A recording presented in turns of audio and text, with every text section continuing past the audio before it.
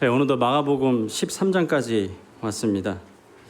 오늘은 구원을 약속하신 예수 그리스도라는 제목으로 마가복음 13장 1절부터 13절까지를 함께 교제하도록 하겠습니다.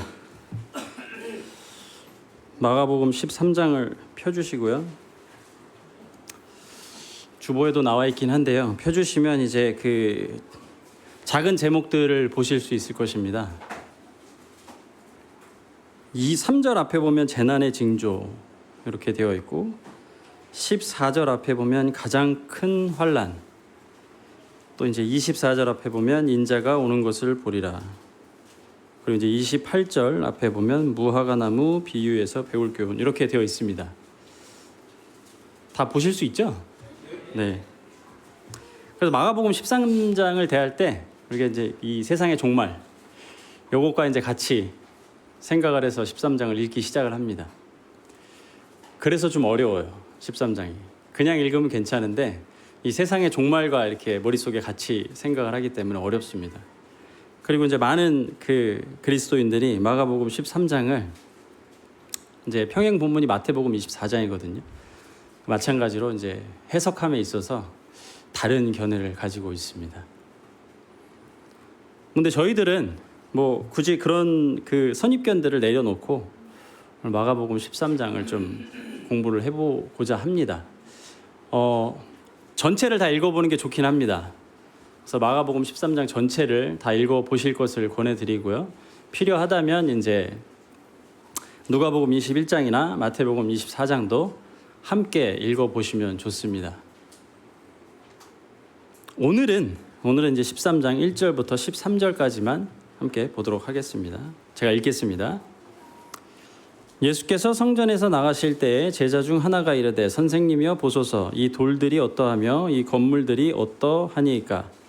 예수께서 이르시되 내가 이 큰 건물들을 보느냐 돌 하나도 돌 위에 남지 않고 다 무너뜨려지리라 하시니라.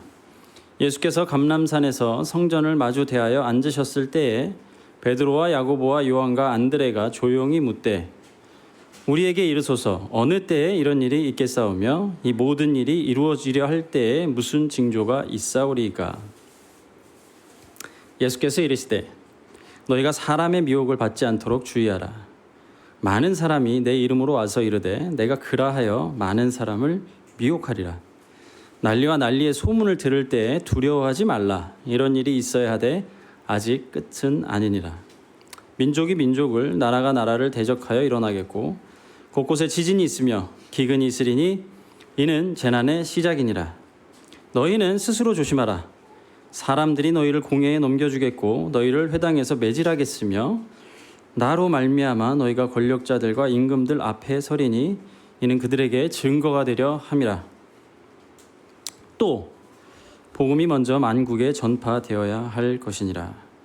사람들이 너희를 끌어다가 넘겨줄 때 무슨 말을 할까 미리 염려하지 말고 무엇이든지 그때 너희에게 주시는 그 말을 하라. 말하는 이는 너희가 아니요 성령이시니라.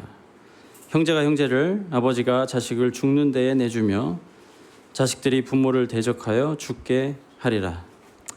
또 너희가 내 이름으로 말미암아 모든 사람에게 미움을 받을 것이나 끝까지 견디는 자는 구원을 받으리라. 예수님의 말씀은 여기서 끝나지는 않습니다. 13장 마지막 절까지 이어집니다. 오늘은 13절까지만 보고요. 다음 주에 이제 13장 뒷부분을 또 같이 공부하는 시간이 있을 것입니다. 이 감람산이라고 하는 곳에서 이제 예수님께서 하신 말씀이에요. 그래서 뭐 감람산 강화, 뭐 담화, 뭐 이렇게 설교, 뭐 이렇게 이제 우리가 잘 알고 있습니다. 마가복음에서는 굉장히 긴 예수님께서 하신 말씀입니다. 이제 제자들이 이제 성전을 나갈 때 이제 예수님이 그 전에 성전에 계셨었잖아요. 11장쯤에 성전에 들어가셔서 성전 안에서 이제 많은 일들이 있었습니다. 종교 지도자들하고 이런저런 대화도 나누셨고 많은 이제 충돌도 있었고요. 그리고 이제 성전을 나갈 때입니다. 나갈 때 이제 제자 중에 한 사람이 예수님에게 물어보죠. 이 성전을 보면서 이 돌들이 어떠하고 이 건물들이 어떻습니까? 라고 물어봅니다. 이게 어떤 톤이었을 것 같습니까? 예수님의 의견을 물어보는 것 같습니까? 뭐 그렇지는 않을 거예요. 우리가 이제 그 지금 신구약 중간기로 주일오후 성경 공부를 저희들이 배우고 있습니다. 이제 특별히 지난주에 참석하셨던 분은 이 헤롯 성전에 대해서 좀 이해를 하고 계실 거예요. 솔로몬이 지었던 성전의 2배가 되었고요. 당시 예루살렘 도시 전체의 6분의 1의 크기에 해당이 됐습니다. 돌도 엄청나게 큰 돌이 있었습니다. 금으로 다 씌어져 있었기 때문에 이제 해가 비치는 딱 모습을 보면 웅장한 모습을 딱 볼 수 있는 이 성전입니다. 이 성전을 보고 이제 제자들이 예수님에게 질문한 거죠. 어떻습니까? 이렇게 딱 질문한 것입니다. 어떤 마음이었을까요? 속에 그들의 마음 속에 있었을 때 이제 예수님이 왕으로 오셨잖아요. 어떤 형태가 됐든 간에 자꾸 죽는다고 하시니까 뭐 그에 대해서 잘 이해를 못하고 있는 상황이긴 했지만 어떤 형태가 되었든 이제 왕으로서 이 이스라엘을 다스리게 될 때 성전의 역할 참 중요했을 것입니다. 더더군다나 또 이스라엘 백성들에게 성전이 어떤 의미가 있습니까? 아무리 그들이 종교 지도자들이고 뭐 이렇게 제사장들, 뭐 서기관들, 바리새인들이라고 할지라도 성전에서 예배를 드렸습니다. 성전은 이스라엘 백성들에게 거의 전부나 마찬가지였던 그런 곳이죠. 그래서 이제 제자들의 머릿속에는 이 성전에서 예수님과 함께 이 이스라엘을 통치하게 되는 그 날을 기대하면서 이 성전을 딱 보고 아마 기대감이 컸을 것입니다. 예수님의 답변이 참 예상과 달랐어요. 제자들의 예상하고. 근데 뭐라고 답을 하죠? 돌 하나도 돌 위에 남지 않고 무너뜨려지리라. 돌 하나도 돌 위에 남지 않고 무너뜨려지리라. 이게 문자적으로 우리가 이해를 하면 이제 어떤 돌도 그 돌 위에 남지 않고 다 무너지게 된다는 이야기인 거죠. 돌이 굉장히 크거든요. 물론 뭐 작은 돌도 있었겠지만 굉장히 큰 돌들도 있었고 금으로 씌어져 있었고 무너진다고 얘기하는 거예요. 예수님께서. 실제로 우리가 이제 잘 알다시피 AD 70년에 이 로마 장군에 의해서 이 성전이 이렇게 돌 하나도 돌 위에 남지 않고 무너지게 됩니다. 우리가 알고 있는 통곡의 벽이라고 하는 그곳은 그 주춧 벽에 해당이 되는 것이지 이 건물이 무너지는 곳에는 문자 그대로 성취가 된 것입니다. 예수님 예언을 하셨고요. 예언하시고 난 이후에 대략 한 40년 이후에 그것이 이루어진 것이죠. 그래서 이제 제자들이 특별히 4명의 제자들이 예수님에게 물어봅니다. 질문이 여기 나오죠. 이 4절이죠. 우리에게 이르소서 어느 때에 이런 일이 있겠사오며 이 모든 일이 이루어지려 할 때에 무슨 징조가 있사오리이까. 이런 일은 뭐고 이 모든 일은 무엇일까요? 그냥 흐름상으로 보면 이제 예수님께서 이 성전이 무너진다고 하니까 성전이 무너지는 일이죠. 이 성전이 무너지는 일이 도대체 언제 발생하고 그 일이 발생할 때쯤에 어떤 징조가 있을 것이냐 이렇게 질문을 한 것처럼 보입니다. 동의하시죠? 별로 동의 안 하시는 것 같은데 마태복음 24장을 보겠습니다. 3절입니다. 예수께서 감람산 위에 앉으셨을 때에 제자들이 조용히 와서 이르되 우리에게 이르소서 어느 때에 이런 일이 있겠사오며 또 주의 임하심과 세상 끝에는 무슨 징조가 있사오리이까. 질문이 달라요. 그죠? 첫 번째 질문은 동일한데 두 번째 질문이 달라요. 주의 임하심과 세상 끝에 이때 무슨 징조가 있겠냐고 질문한 것입니다. 두 개가 다르니까 우린 이 다른 두 개의 복음서를 이해를 해야 됩니다. 성전의 파괴가 제자들과 이스라엘 백성들에게는 세상의 끝이라는 이것과 연관되어 있을 것이라는 생각을 했을 가능성이 높습니다. 그러니까 제자들은 성전의 파괴에 대해서 질문을 하고 있지만 사실상 이 성전이 무너지게 되면 이 세상에 종말이 오지 않을까. 이런 연관성을 고려했을 가능성이 없지는 않습니다. 그러면 이제 질문은 하나인 거죠. 이 성전이 무너질 때가 언제며 이 성전이 무너질 때 무슨 징조가 있겠느냐. 이 질문 하나인 거죠. 두 개죠 사실은. 근데 이제 그 시기가 같은 거죠. 그런데 정말 주의 임하심과 세상의 끝이라고 하는 것은 우리가 그냥 이해해보면 주의 재림과 예수 그리스도의 재림과 정말 그 시점에 세상의 종말이 오는 지금 우리가 살고 있는 이 세상의 종말이 오는 그것으로 이해가 된다는 거죠. 그러면 질문이 두 개입니다. 하나는 뭐냐면 이 성전이 무너지는 것은 언제 일어나는 것이며 정말 예수 그리스도가 다시 재림하시고 세상의 종말이 올 때쯤에는 어떤 징조가 있을 것입니까? 라고 이제 두 가지 질문을 했다고 볼 수 있습니다. 그러니까 시점이 다른 거예요. 그러니까 마가복음에 나와 있는 이런 일과 이 모든 일이라고 하는 이 두 개가 다른 거죠. 이렇게 이해를 하게 된다면. 일단 두 가지 가능성을 놓고 계속해서 보겠습니다. 예수님이 답을 합니다. 너희가 사람의 미혹을 받지 않도록 주의하라. 많은 사람이 내 이름으로 와서 이르되 내가 그라하여 많은 사람을 미혹하리라. 누굴 떠올리십니까? 이 이야기를 딱 들었을 때 떠오르는 사람이 있지 않나요? 적그리스도. 저만 그렇습니까? 적그리스도가 떠오릅니다. 예수님 여기서 적그리스도라는 얘기를 하신 적이 없어요. 그냥 많은 사람이 제자들에게 너희들을 미혹할 것이다. 근데 그 미혹하는 사람들이 다 자기가 나라고 하고 내 이름으로 왔다고 이야기를 할 것이다. 지금도 있잖아요, 사실 우리 주변에. 지금도 있는 일입니다. 굳이 우리가 이것을 세상의 종말에 7년 대환란 때 적그리스도로 이해할 필요가 사실은 없습니다. 요 예수님의 대답에서 예수님 머릿속에 적그리스도를 생각하고 이렇게 대답을 하셨을 가능성은 낮다는 거예요. 어쨌든 예수님께서는 누군가가 내 이름으로 와서 많은 사람을 미혹할 것인데 그 미혹한다는 사실이 중요한 게 아니라요. 조심해라. 조심해라라는 이 말이 중요한 것입니다. 그리고 이제 이어서 설명을 하죠. 난리와 난리의 소문을 들을 때 두려워하지 말라. 또 민족이 민족을 나라가 나라를 대적하여 일어나겠고 곳곳에 지진이 있으며 기근이 있으리니. 마치 정말 세상이 끝날 때, 이 세상이 종말이 될 때 이 어지러운 세상 속에 전쟁이 있고 자연재해가 생기는 정말 한 치 앞도 내다볼 수 없는 이런 그 상황들을 상상하실지 모르겠어요. 7년 대환란 때 우리는 겪지 않을 그 시기에 있을 그런 일들을 상상하실지 모르겠습니다. 하지만 예수님은 역시 그런 얘기를 하신 적은 없습니다. 어쨌든 전쟁이 있을 거고 지진이 있을 거고 기근이 있을 거고 뭐 이런 이야기들을 하셨어요. 근데 두려워하지 말라고 하셨습니다. 재난의 시작일 뿐이고요. 아직 끝은 아니니까 두려워하지 말아라. 여기서도 중요한 것은요. 제자들에게 두려워하지 말라고 이야기하신 것입니다.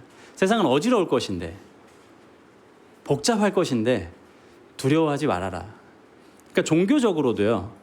내 이름으로 와서 너희들을 미혹하는 사람이 있을 것이고 또 사회적으로 정치적으로도 이 곳곳에 지진과 기근이 발생하고 전쟁이라고 하는 것들이 계속 있을 것인데 그런 이단적인 가르침에는 넘어가지 않도록 조심하고 이런 세상 사회 속에 있는 복잡한 상황 속에서는 두려워하지 말아라. 아직 끝은 아니니까 두려워하지 말아라. 이렇게 얘기하신 것입니다. 이 얘기입니다. 정확하게. 제자들은 이렇게 들었을 거예요. 앞으로 세상에는 이런 일들이 있을 것인데 내가 미혹을 받지 않도록 조심해야 되고 또 복잡한 상황 속에서도 두려워하지 말아야 되겠구나. 이 이야기를 하셨습니다. 그리고 이제 예수님의 설명이 이어가죠. 그리고 스스로 조심하라라고 이제 9절에 시작이 됩니다. 사람들이 너희를 공회에 넘겨주겠고 너희를 회당에서 매질하겠다. 공회에 넘겨주고 회당에서 매질을 하고. 그러니까 이제 로마 사람들한테도 이제 심판을 받게 되고 재판을 받게 되고 이스라엘 백성들에게도 이제 매질을 당하게 되는 이런 일들이 제자들에게 있을 것이라고 이야기를 합니다. 실제로 있었죠. 많은 그 제자들이 사도 바울을 포함해서 이제 회당에서 매질을 맞기도 하고 또 로마 법정에 가서 재판을 받기도 하고 있었습니다. 실제로 일어나요, 이 일이. 그래서 제자들은 이제 우리가 앞으로 이런 일을 당하겠구나라고 믿었을 거예요. 이해를 했을 것입니다. 그리고 이제 너희가 권력자들과 임금들 앞에 서게 될 것이다. 이것도 그럼 우리가 어떤 형태인지 모르겠지만 이 권력자들과 임금들 앞에 서게 되겠구나. 근데 이 9절 말씀의 중요한 포인트는요.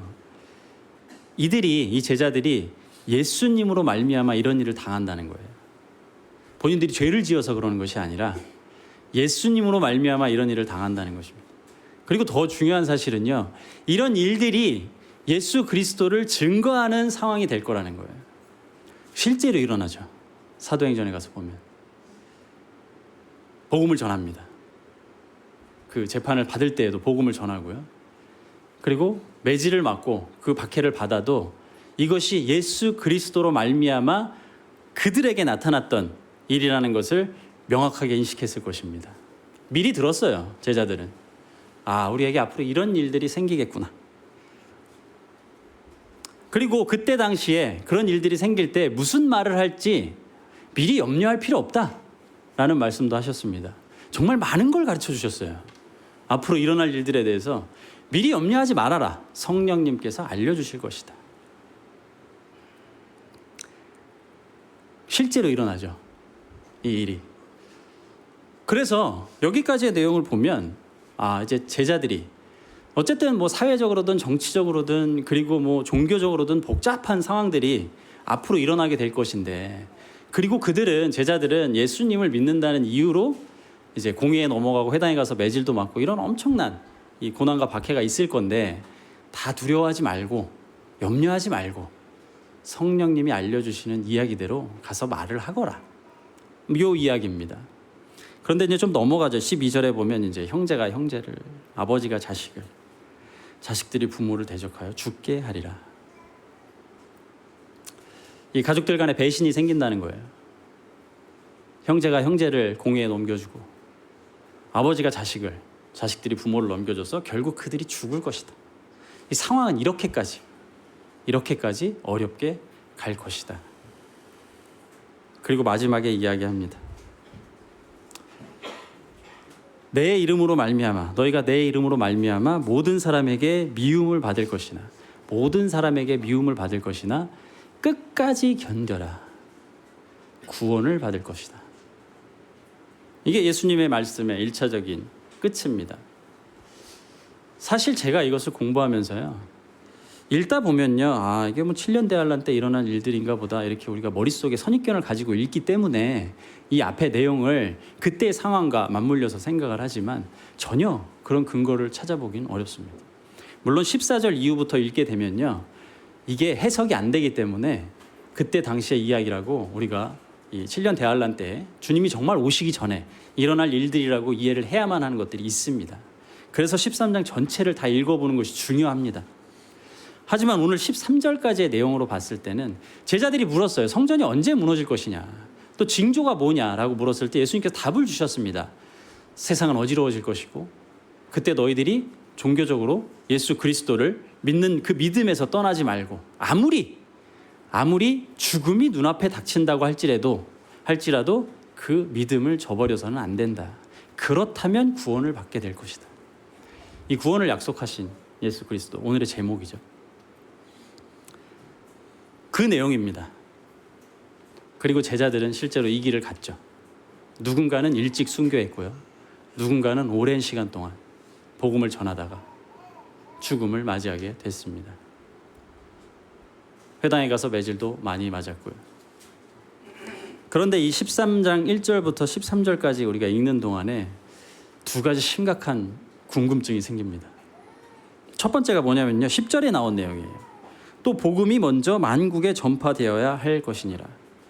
제가 지금까지 말씀드린 내용을 보면 제자들은 앞으로 어떤 일들이 생기겠구나라는 것을 예상을 했을 것이고요, 예수님으로부터 들었기 때문에 믿었을 것입니다. 그래서 그들이 그 생활을 갈 때에도 두려워하지 않았을 것이에요. 그런데 이 10절 말씀은 뭘 의미하냐는 거죠. 또 복음이 먼저 만국에 전파되어야 할 것이니라. 마태복음 24장 다시 볼까요? 14절. 같은 내용입니다. 14절. 조금 더 상세하게 나와 있습니다. 이 천국 복음이 모든 민족에게 증언되기 위하여 온 세상에 전파되리니 그제야 끝이 오리라. 어떻게 이해가 되십니까? 예수님께서 하신 말씀이거든요. 복음이 먼저 만국에, 천하 만국에 전파가 돼야 되고 그제야 끝이 오리라. 이게 이제 이어진 내용인 거죠. 두 절을 합치면 그렇게 됩니다. 도대체 무엇보다 먼저, 마가복음 13장에 나와 있는 무엇보다 먼저일까요? 그리고 이 마태복음 24장에 나와 있는 그제야 끝이 오리라의 그 끝은 무엇일까요? 많은 그리스도인들이요, 그 끝을 예수 그리스도의 재림으로 생각합니다. 그래서 천하 만국의 복음이 전파되는 것이 예수 그리스도가 다시 이 땅에, 아직 안 오셨죠? 다시 이 땅에 오시기 전에 일어나야 된다, 이렇게 이해를 하고 있습니다. 우리 모임 안에서도 많은 분들이 그렇게 이해하고 계실 수도 있어요. 그러면 이제 제가 질문을 드리겠습니다. 한국은 어떻습니까? 한국은 이미 복음이 전파된 민족이죠. 예수 그리스도의 재림의 조건에 해당되는 복음을 전파해야 할 민족입니까? 한국은? 이미 우리가 믿고 있잖아요. 그러니까 이제 이 말씀을 먼저 만국의 복음이 전파되어야 한다라고 할 때 무엇보다 먼저인지에 대한 이 생각을 예수 그리스도의 재림으로 놓게 되면 우리는 가서 복음을 전해야 됩니다. 한국에 있는 믿지 않는 자들이 중요한 게 아니라요, 예수님이 오셔야 되니까 아직 복음을 전혀 들어보지 못한 국가와 부족에게 가서 복음을 전해야 됩니다. 그래야 예수님이 오시는 거예요. 그 전에 안 오십니다. 이렇게 해석하고 있다고요. 그래서 복음을 열심히 전하러, 선교하러 나가는 분들이 많이 있습니다. 저는 그렇게 믿지 않습니다. 왜 그러냐면요, 기본적으로 예수 그리스도의 재림이 이 세상에 살고 있는 교회, 그리스도의 행동에 달려있다는 게 성경적이지가 않아요. 아무도 모릅니다. 예수님은 본인도 모른다고 하셨어요. 아버지만 알고 계시는 이 순간을 그리스도인들이 천하 만국의 복음을 전파하면 그 이후에나 오실 것이다, 이렇게 믿는 것이 저에게는 더 부담이 큽니다. 그러면 이제 뭐냐, 여기서 이 먼저라고 하는, 어떤 사건보다 먼저냐라고 얘기했을 때 이것을 성전의 파괴라고 이해할 수도 있습니다. 우리가 이제 마가복음 13장의 이야기의 흐름을 쭉 읽어볼 때 예수님께서 성전이 무너질 것을 예언하시고 난 이후에 이야기가 시작되는 거잖아요. 그러니까 먼저 만국의 복음이 전파되어야 할 것이다, 이제 이렇게 생각하면 사도행전을 우리가 그 증거로 생각할 수 있죠. 사도행전에서 이방인들에게 복음을 전했잖아요. 이스라엘 백성들뿐만 아니라 이방인들에게 복음을 전했고 많은 유럽과 아시아 지역에 복음을 전했습니다. 이제 뭐 제자들의 머릿속에는 이 만국의 복음이 전파된다라고 하는 것이 사도행전만으로 충분했을 거예요. 그런데 이제 우리의 머릿속에는 그렇지가 않죠. 사도행전에 우리가 이 증거를 삼는다 할지라도 천하 만국의 복음이 다 전파된 것은 아니잖아요. 그러니까 이 10절 말씀이 그렇게 해석되기에는 어려움이 있겠구나, 네, 동의합니다. 근데 이제 이것을 어떻게 볼 것이냐를 떠나서 한 가지 말씀드리고 싶은 것은요, 이것은 예수님께서 제자들에게 하신 명령이 아닙니다. 예수님께서는 제자들에게 미혹되지 않을까 조심해라, 또 스스로 조심해라, 두려워하지 말아라, 이런 이야기들을 하셨지만 이 10절의 말씀은 명령이 아니에요. 명령은 우리가 잘 알죠. 마태복음 28장 19절 20절에 나와 있는 지상 대명령해가지고 그곳에는 어떤 시점이 나와 있지 않습니다. 다만 예수님께서 세상 끝날까지 내가 너희와 항상 함께 하겠다라고 하는 그 위로의 약속만 있는 것이죠. 그러니 가서 모든 민족으로 제자를 삼아라, 이것이 명령이에요. 지금 이 10절에 나와 있는 내용은 반드시 이루어져야만 하는 그러한 내용이라고, 그래서 제자들이 혹은 교회들이 이 일을 꼭 해야만 하는 그 동기가 되는 것이 아니라 오히려 복음을 전하는 것은 마태복음 28장 19절 20절에 나와 있는 예수님께서 승천하시기 전에 하셨던 그 명령 때문에 우리가 하는 것입니다. 그리고 우리가 예수 그리스도의 사랑을 알기 때문에 복음을 전하는 것이죠. 그래서 이 10절은 명령도 아니고요, 이해하기 어려운 것을 우리가 인정해야 됩니다. 그 10절을 그럼 당신은 어떻게 이해하느냐라고 이제 저한테 물어보시면 천하 만국의 복음이 전파되어야 한다라고 하는 것을 우리가 굳이 반드시 그리스도인들이 입으로, 발로 복음을 전해야 된다라고 믿을 필요가 저는 없다고 믿습니다. 예수 그리스도가 재림하시기 전에 이것이 이루어질 거라는 것에 대해서는 믿어요. 그렇지만 그 방법에 대해서는 어떻게 천하 만국에 복음이 선포될 것인지에 대한 그 방법에 대해서는 제가 아직 모르겠다는 겁니다. 그걸 꼭 교회가, 그리스도인 우리가 아직 한 번도 복음을 들어보지 못한 국가에 가서 복음을 전해야 된다, 이렇게 받아들이지 않는다는 거죠. 물론 그게 잘못됐다는 이야기는 아닙니다. 그래서 이 10절의 어려움은 그렇게 해석을 해볼 수가 있습니다. 또 하나가 있죠. 끝까지 견디는 자는 구원을 받으리라. 이건 더 어렵습니다. 이 10절 말씀은요, 그렇지, 예수님께서, 하나님께서 어떤 형태로든 이것을 성취하시겠지라고 받아들이면 되는데, 이 끝까지 견디는 자는 구원을 받으리라에 대해서는 더 어렵습니다. 우리 구원 다 받았잖아요. 그 구원과 이 구원이 어떻게 다른 것인지, 끝까지 견디는 것은 조건에 해당되는 것인지, 이것을 이해를 해봐야 되는 거죠. 지금 이제 이 13절의 말씀을 예수님께서 제자들에게 하셨어요. 제자들은 이것을 어떻게 받았을 것이냐면요, 우리들이 앞으로 공회에 끌려가고 회당에서 매질을 맞고 죽음이라고 하는 그 순간에 당할지도 모르겠지만 견뎌야 되는구나. 견딘다는 게 뭐죠? 예수 그리스도에 대한 믿음과 신뢰를 버리지 않는 것입니다. 견디는 것이. 그럼 여기서 얘기하는 이 구원은, 이 여기서 얘기하는 끝이라고 하는 것은요, 두 가지로 해석이 될 수가 있겠죠. 우리가 죽는 날, 우리가 복음 전하다가 죽으면 끝이잖아요.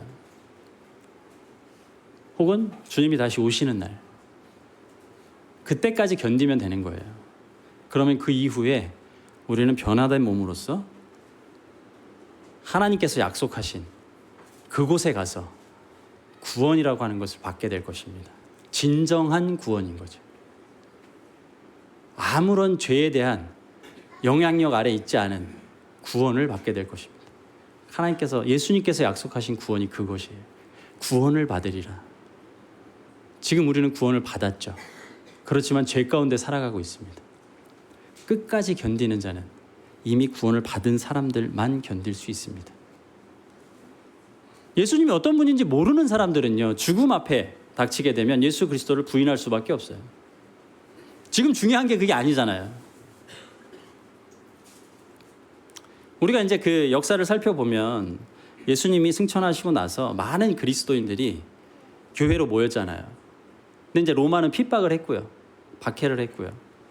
죽이고자 했고요. 죽기 전에 한 번씩 더 물어봤잖아요. 예수 그리스도를 버릴 수 있겠느냐. 많은 사람들이 버렸잖아요. 그 죽음 앞에서 이 세상에서의 생명이 내가 정말 죽고 난 이후에 받게 될 영화로운 구원의 상태보다 더 중요했던 거예요. 그러니까 그 상황에서 예수 그리스도를 부인할 수 있었던 겁니다. 여기 계신 성도님들에게 질문을 해보겠습니다. 동일한 상황이 나에게 있다면 어떻게 하시겠습니까? 진지하게 한번 생각을 해보실 필요는 있죠. 누군가가 내 목에, 내 머리에 총을 겨누면서 이번 한 번만 예수 그리스도를 부인하면 살려주겠다 라고 하면 어떻게 하시겠습니까? 그 견디라는 거예요. 이 견디는 자들은요, 제자들을 포함해서 그리스도인들 밖에 없습니다.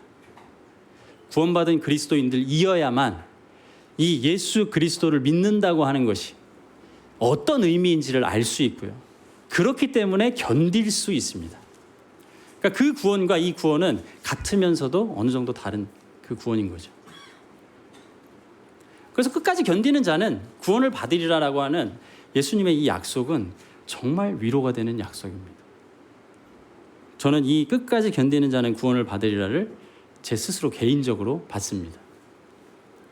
무엇을 견뎌야 됩니까? 라고 물어본다면 다 다를 거예요. 우리 성도님들마다. 어쨌든 13장 1절부터 13절까지의 내용을 이렇게 정리를 해보고 싶습니다. 어떻습니까?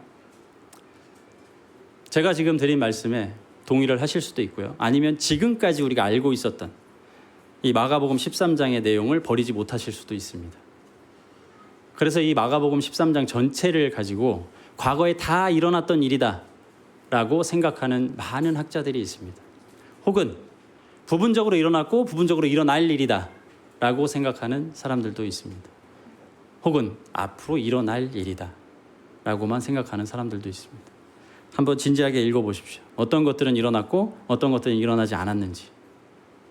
14절만 가서 보도 멸망에 가증한 것이 서지 못할 곳에 선 것을 보거든. 다니엘서에 나온 내용이거든요. 많은 이스라엘 백성들이요, 멸망에 가증한 것이 서지 못할 것에 선 것을 봤다고 믿었습니다. 신약이 시작하기 전에요. 그래서 혁명을 일으켰어요. 그게 우리가 신구약 중간기 때 배운 내용입니다. 일어난 일이에요. 이때 신약이 쓰여지고 이스라엘 백성들이 이것을 당했을 때는 멸망에 가증한 것이 성전에 들어갔거든요. 그곳에 섰거든요. 누구였겠습니까? 이방인 왕이었겠죠. 그래서 혁명을 일으켜서 그 성전을 깨끗하게 하고자 이스라엘 백성들이 그 일을 갔었거든요. 그러니까 그들이 이 말씀을 읽었을 때는 그래, 그때 멸망에 가증한 것이 그때 섰었지 라고 받아들였을 사람들이 더 많았을 겁니다. 그런데 우리는 지금 어떻습니까? 아직 안 섰어요. 이제 적그리스도예요. 그리고 그때가 되면 유대에 있는 자들은 산으로 도망할지어다. 도망가라는 거예요. 그러니까 굉장히 어려운 예수님의 말씀입니다. 마가복음 13장 말씀. 우리가 가지고 있는 선입견을 가지고 마가복음 13장을 읽게 되면 다 일어나지 않은 일들이라고 생각할 것입니다. 그런데 제자들의 입장에서 딱 13절까지 봤을 때 제자들은 이것을 다 경험했을 거예요. 후에 내가 이렇게 박해를 받고 고난을 받는구나. 하지만 예수님으로 말미암아 오는, 내가 예수님을 믿었다라는 그 이유 하나만으로 오는 이 상황이, 그래서 예수님께서 내가 이 상황에 복음을 전해야 되는구나, 예수님을 증거할 수 있는 이유 때문에 나에게 이 상황을 허락하신 거구나라고 생각을 하고 두려워하지 않고 성령님이 하시는 말씀에 따라서 담대하게 복음을 선포했습니다. 그리고 알았을 거예요. 제자들은 지금 끝까지 견디고 있고 내가 구원을 받게 될 것이고. 이게 제자들에게는 명확하게 현실적이고 예수님으로부터 직접 들은, 본인들에게 일어난 일이라는 거예요. 우리는 어떻습니까? 지금 우리는, 제가 긍정적으로 평가해 보겠습니다. 구원받은 순간부터요, 모든 그리스도인들은 정도의 차이가 있을 뿐 고난과 박해를 받고 살아갑니다. 난 아무런 고난이 없는, 아무런 박해가 없는 것 같은데 잘 생각해 보십시오. 어려움이 있습니다. 예수님을 믿는다는 이유 하나만으로 나에게 어떤 형태가 되었든 고난이나 박해가 있습니다. 내 맘대로 하면서 살아가지 않습니다. 내가 원하는 걸 다 하면서 살아가지 않는다고요. 이걸 우리가 엄청나게 큰 제자들이 받았던 그런 고난이나 박해에 비교할 것이 안 되잖아요. 하지만 예수님을 믿었다는 이유만으로 우리가 그 삶을 살아갑니다. 그 정도의 차이예요. 그래서 경건하게 살고자 하는 사람에겐 그게 더 크죠. 이 고난과 박해가. 왜냐하면 나의 죄의 문제를 더더욱 버려야 하니까 더 힘들게 살아가게 되는 거죠. 세상은 계속 우리를 유혹합니다. 이 세상에 전쟁이 일어나고요, 지진이 생기고요, 기근이 발생합니다. 다 일어나고 있습니다. 재난의 시작이라고 말씀하신 거예요. 재난은 시작됐습니다. 끝이 언제인지 모를 뿐이에요. 그리고 그 시작된 재난 이후에 그리스도인들은 이 제자들처럼 정말 회당에 끌려가서 매를 맞는 사람들이 지금 한국에는 없겠지만 있지 않겠습니까? 전 세계적으로. 어딘가에 끌려가서 예수님을 믿는다는 이유만으로 재판을 받는 사람들이 있지 않겠습니까? 가까운 북한에도 있잖아요. 성경책 하나 들고 있으면 바로 걸리면 바로 가야 됩니다. 우리가 잘 아는 그 산골 감옥으로 가서 거기서 못 나와요. 성경책을 들고 있는 것이 발각되면. 그럼 고난을 받잖아요. 박해를 받습니다. 그리스도인들은요, 어떠한 형태가 되었든 이 고난과 박해를 받으면서 이 세상에 살아갑니다. 그런데 견디라는 거예요. 그리고 견디게 될 것입니다. 왜냐하면 우리는 무엇이 진리이고 무엇이 중요한지를 아는 사람들이기 때문에 그렇습니다. 그러면 구원을 받게 될 거라고 하는 약속이에요. 예수님의 약속. 그래서 긍정적으로 평가해 보면요, 우리는 이 예수님께서 하신 그 삶을 지금 살아가고 있고요. 그리고 그래서 끝날에 내가 죽는 날이 되었든 주님이 다시 오시는 날이 되었든 구원을 받게 될 것입니다. 지금 우리의 상태는 하나님께서 의롭다 칭함을 받은 상태이기 때문에 의인의 상태로 하나님께서 보십니다. 근데 여기서 말하는 구원은 정말 영원히 하나님과 함께 죄 없는 곳에서 살게 되는 그 구원을 받게 될 것이라는 그 약속이에요. 이 약속 하나만으로 우리가 이 세상에서 받는 고난과 박해를 이겨내면서 살아갈 수 있습니다. 그러니까 이게 정도의 차이가 있을 뿐이지 우리의 삶과 이 제자들이 겪었던 그 생활과는 크게 다르지 않다는 것입니다. 근본적으로 동일한 것입니다. 부정적으로 얘기해 보겠습니다. 도대체 누가, 어떤 그리스도인이 이 세상을 살아가면서 고난을 받고 박해를 받는단 말입니까? 우리는 직장 생활에 가서 마치 교회를 다니는 그냥 단순한 기독교를 가진 사람처럼 살아갑니다. 아무런 고난과 아무런 박해를 받지 않아요. 내가 예수님을 믿는다라고 얘기를 해도요, 그 누구도 신경 쓰지 않습니다. 그리고 교회에 와서 같이 주의 만찬을 대하고 떡과 잔을 대합니다. 교회 안에서도요, 다른 성도를 위한 사랑과 희생으로, 야, 내가 정말 이거 하기 싫지만 이 예수 그리스도의 지체 되신 성도들을 위해서 내가 이 길을 가야 되겠다라고 하는 길을 가지 않습니다. 도대체 그리스도인들에게 어떤 고난이 있고 어떤 박해가 있단 말입니까? 정말 편하게 살아가는 거 아닙니까? 심지어 우리는 죽으면 끝이 아니다라는 생각을 가지고 천국에 간다는 그 하찮은 믿음, 그거 하나 가지고 내가 이 세상에서 정말 수많은 죄를 지어도 괜찮다, 이렇게 살아가지 않습니까? 긍정적으로 생각해 볼 때하고요, 부정적으로 생각해 볼 때와 차이가 너무 큽니다. 차이가 너무 커요. 아마 두 가지 다, 두 상황 다 강하게 반대하시지는 못할 것입니다. 우리의 삶이요, 아무런 고난이 없습니까? 아무런 박해가 없습니까? 진지하게 생각을 해보셔야 돼요. 예수 그리스도로 말미암아 받는 고난과 박해는 우리에게 있어야만 합니다. 심지어 그게 나의 내적인 어려움이라 할지라도 그것은 있어야만 해요. 내가 죄를 지으면서 아무런 무감각한 상태로 이 죄 다 해결된 죄야 라고 생각하면 이상한 겁니다. 그 내적인 문제만으로도 어느 정도는 있어야만 해요. 그리고 이것을 극복하기 위해서, 이것을 이겨내기 위해서, 견뎌내기 위해서 살아가는 삶 속에는 더 큰 고난이 오고 더 큰 박해가 온다는 것입니다. 노력해 보십시오. 제 말이 맞을 겁니다. 정말 오늘부터 매일매일 내가 기도하는 삶을 살아보겠다. 오늘부터 내가 모든 성도들에게 그래도 하루에 한 명씩에게는 연락을 해보겠다. 오늘부터 내가 다른 건 아니어도 매일매일 밴드에 올라오는 큐티 말씀 정말 진지하게 묵상을 해봐야 되겠다. 이런 결심을 가지고 무언가 한 스텝을 밟아보세요. 무엇이거나. 그게 그리스도인이기 때문에 가야 되는 길이에요. 근데 그런 사람들에게 예수님께서 구원을 받으리라 라고 하는 약속을 주신 거예요. 우리 이 세상이 끝이 아닙니다. 끝이 오게 되면요, 우린 구원을 받게 될 것이에요.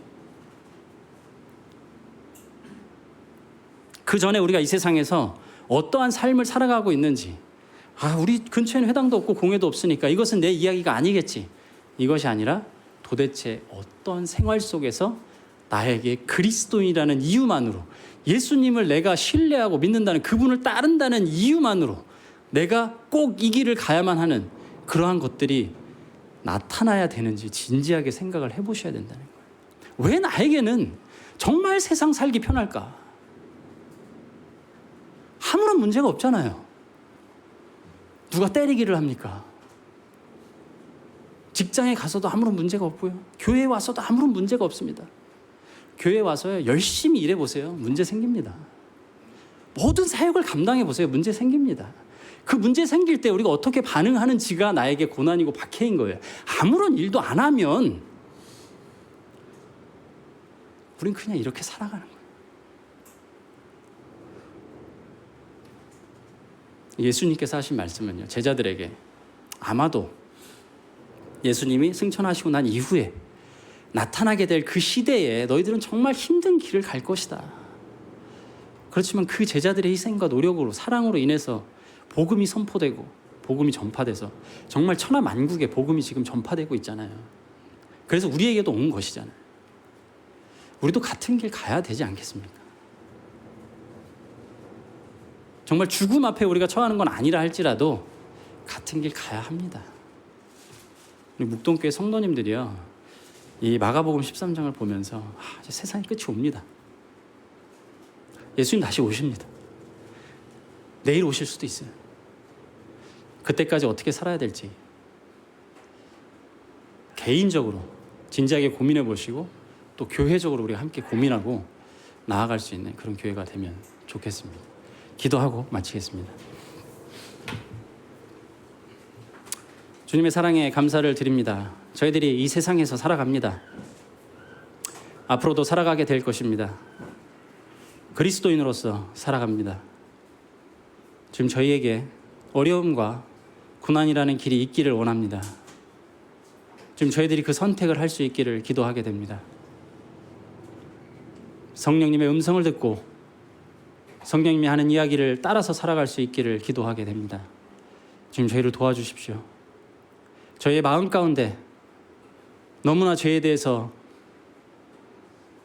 아니라는 생각을 가지고 있는 것은 아닌지 돌아보게 하시고 저희들 마음 가운데 성도를 사랑하고 예수 그리스도를 사랑하는 것에 있어서 너무나 태연하게 대처하는 것은 아닌지 돌아보게 하시기를 기도드립니다.